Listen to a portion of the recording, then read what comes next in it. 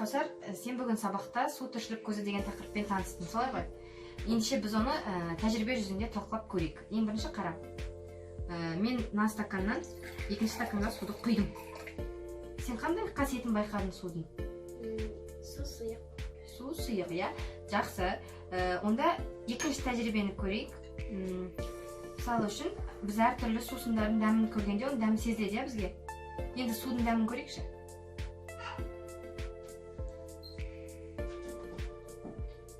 Бірдеңе сезілді ма? Су дәмсіз. Су дәмсіз, иә. Онда тағы да бір тәжірибе жүргізіп көрейік. Қазір мен саған көрсетем.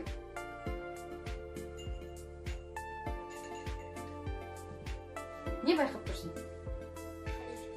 Қандай нәрсе байқап тұрсың, иә? Сонда бұл судың қандай қасиетін білдіреді?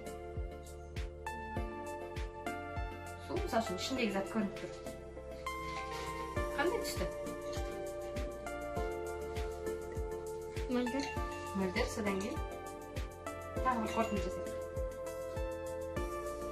Түссіз, иә?